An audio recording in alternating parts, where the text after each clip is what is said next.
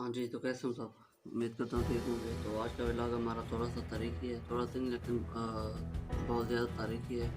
और ये तारीख़ है ज़िला मुज़फ़्फ़रगढ़ शहर की या पूरे ज़िले की। तो चूँकि ये ज़िला काफ़ी तारीख़ी है, अहमियत का हामिल है और शुरू दिन से ही तारीख़ी है, तो इसके तारीख़ के बारे में बात करेंगे। हो सकता है ये एक छोटी मिनी सीरीज़ बने और इसके मैं 2-3 हिस्सों में तक़सीम करूँ। तो पहले इसमें इसकी तारीख़ और दूसरे इसमें इसको हम माशी लिहाज़ से देखेंगे, इंफ्रास्ट्रक्चर के लिहाज से देखेंगे, सियासी लिहाज से देखेंगे। तो आज चूँकि तारीख़ है, तो तारीख़ में बढ़ने से पहले और वीडियो से बढ़ने से पहले रिक्वेस्ट ये है कि चैनल को लाज़मी सब्सक्राइब करें, बेल आइकन को दबा दें ताकि हर आने वाले अपडेट आपको पहुँच सके। तो शुरू करते हैं आज की वीडियो। क्योंकि तारीख़ के बारे में थोड़ा बैकग्राउंड में जाते हैं, तारीख़ के बारे में जानते हैं कि तारीख़ हमें क्या कहती है। जो हमारे पीछे तारीख़ है, हमारे मुसलमानों की तारीख़ हो या किसी शहर की तारीख़ या किसी भी जगह की तारीख़, तो तारीख़ हमें क्या बताती है। तो अगर हम नज़र दौड़ाएँ पूरी हिस्ट्री के पीछे जो भी ऑनवर्ड गुज़री है, पीछे जो हमारे पास में हिस्ट्री गुज़री है या तारीख़ गुज़री है, चाहे वो किसी शहर की तारीख़ हो, चाहे किसी शख्स की तारीख़ हो, चाहे किसी एम्पायर की तारीख़ हो, चाहे किसी गवर्नमेंट की तारीख़ हो, तारीख़ हमेशा कोई न कोई किसी न किसी तरह हमें सबक दे के जाती है, सबक छोड़ के जाती है। चाहे वो सबक हमें हमारे लिए हिदायत का सबक हो, चाहे हमारे लिए स्ट्रगल का सबक हो या कोई भी सबक हो, लेकिन हमें एक सबक ज़रूर मिलता है तारीख़ से। क्योंकि तारीख़ कोई बात हो रही है, तो मुसलमानों की जो तारीख़ है हमेशा से ही मतलब एक रोशन तारीख़ रही है। नबी पाक का चाहे नबी पाक का ज़मीन से ज़माना हो या उससे आगे जो भी तारीख़ होती है, इधर उस्मानियों की तारीख़ होगी या उधर मुग़लों की तारीख़ होगी। सुल्तानों की इधर उस्मानियों की तारीख़ तो ये है कि उन्होंने 600 साल तक 6 साल या बर-ए-आज़मों पर हुकूमत की और हुकूमत की अपने ज़ोर बाज़ू पर, अपनी तलवार पर और कलमा कलमा हक़ पर।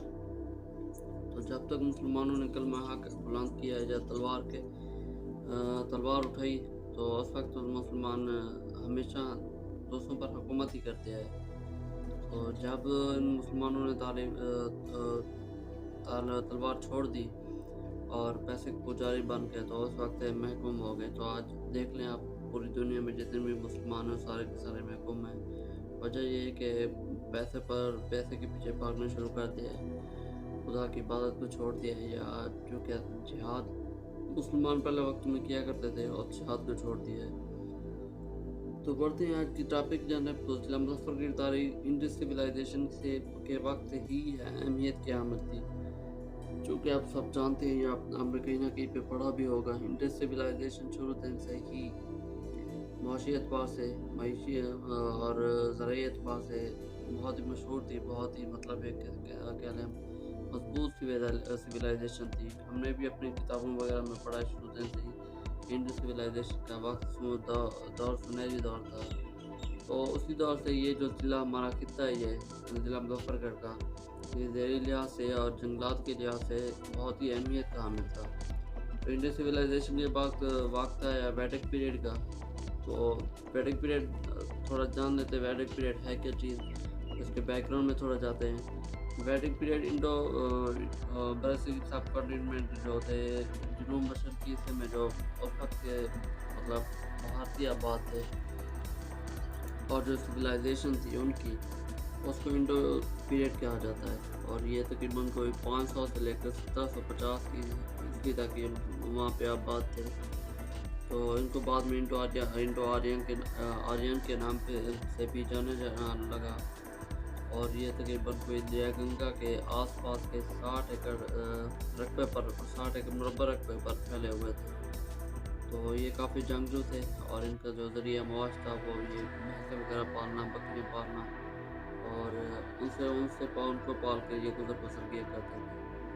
तो वैदिक पीरियड भी किसी न किसी बहाने से इस खित्ते पर हुक्मरानी करते रहे। इंडस सिविलाइजेशन के बाद वैदिक पीरियड जब गुज़रा, तो उस वक्त के बाद मुख्तलिफ सिविलाइजेशन या मुख्तलिफ एम्पायर ने इस खित्ते पर अपनी हुक्मरानी बिराजमान रखी।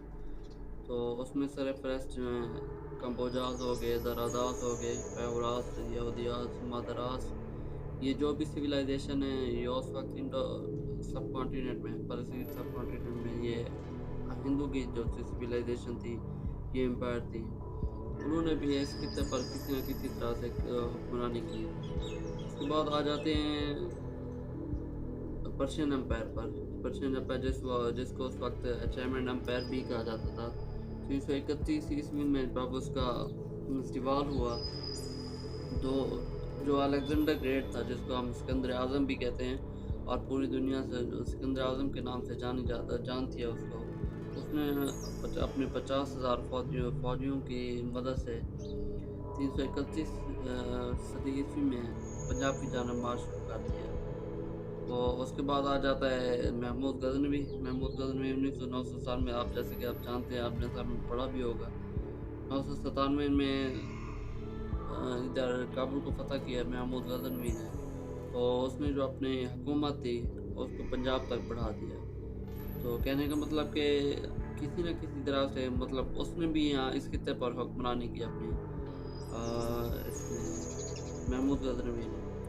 तो महमूद गजनवी के बाद फिर मुख्तलिफ एम्पायर आई, जिसमें उसमें वाइट हाउंड हो गई, कुशानो हो गई, और ये जो 3-4 मतलब एम्पायर हैं, ये भी सर फहरिस्त हैं जिन्होंने इस खित्ते पर किसी न किसी तरह से हुक्मरानी की। और इनमें तुर्क भी शामिल हैं, मुग़ल भी शामिल हैं, शाहीज़ भी शामिल हैं। इन्होंने भी इस खित्ते पर अपनी हुक्मरानी की और यहाँ पे हुक्मरानी करते आए।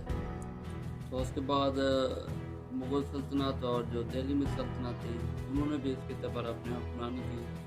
तो जब पहली दफ़ा मुग़लों का ज़वाल शुरू हुआ, तो ये जो खित्ता था पंजाब और ये जो ज़िला मुज़फ़्फ़रगढ़ का ये खित्ता था, सिखों ने अपने वापस ले लिया, अपने कब्ज़े में ले लिया। तो कुछ वक्त तक ये सिखों के कब्ज़े में रहा, तो उनसे वापस लेकर अंग्रेज़ों ने अपने पास कब्ज़ा रख लिया और अंग्रेज़ों ने अपनी हुक्मरानी इस पर शुरू कर दी।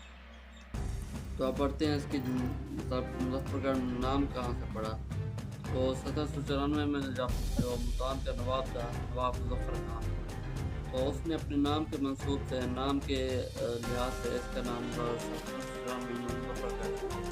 क्योंकि उसका किला था, मुल्तान का गवर्नर था, जो किले की दीवारें थी, और ये जो स्ट्रिप थी, ये जो पट्टी थी मुज़फ़्फ़रगढ़ की, ये उस किले के दीवारों के दरमियान आती थी। तो इसलिए इसका नाम मुज़फ़्फ़रगढ़ भी पड़ गया। मुज़फ़्फ़रगढ़ को वैसे काला पानी के नाम से भी जाना जाता है। काला पानी में आगे चल के आपको बताऊँगा कि इसको काला पानी क्यों कहते हैं और किस लिए का नाम काला पानी भी है। तो 1884 में नवाब मुज़फ़्फ़र ने, जो मुल्तान का गवर्नर था, इसको फिर कैपिटल बना दिया। मतलब इसका नाम भी ज़िला मुज़फ़्फ़रगढ़ है और जो उसकी सिटी था उसको कैपिटल बना दिया। तो फिर आ गई जंग आज़ादी। तो मतलब कि 1947 में जब पार्टीशन हुए, तो यहाँ पर जो सिख आबाद थे, सिख या हिंदू आबाद थे इस खित्ते में, उन्होंने वापस भारत जाना शुरू कर दिया। और यहाँ से जो मुसलमान थे, उन्होंने वापस इस खित्ते में आके बसना शुरू कर दिया। तो उसमें काफ़ी वलीउल्लाह भी थे, अल्लाह के वली भी थे, जिन्होंने एक दीन का काम फैलाया या तबलीग शुरू की इस खित्ते में आके। तो आज भी इस खित्ते में या इस रीजन में ज़िला मुज़फ़्फ़रगढ़ के काफ़ी दरबारें वगैरह हैं, जो उस वक्त आके यहाँ आबाद हुए थे और अल्लाह के ज़िक्र को या अल्लाह के दीन को यहाँ आके फैलाया था। तो ये तो हो गया इसका तारीख़ी पस मंज़र, मतलब एक पूरी एक तारीख़ है इसकी। तो आज की वीडियो इसी तारीख़ के बारे में, इंशाल्लाह हम नेक्स्ट वीडियो में इसके आगे देखेंगे, मुआशी लिहाज से, सियासी लिहाज से, इंफ्रास्ट्रक्चर के लिहाज से, कि ये कितना ज़िला कितना एडवांस है या कितना बैकवर्ड है। तो आज की वीडियो इतनी। उम्मीद करता हूँ आज की वीडियो पसंद आएगी। अगर पसंद आई है तो चैनल को लाजमी सब्सक्राइब करें और बेल आइकन को भी दबा दें, ताकि हर आने वाली अपडेट आपको पहुँच सके। तो मिलते हैं नेक्स्ट वीडियो में इंशाल्लाह। तो इजाज़त दीजिए, अल्लाह हाफ़िज़।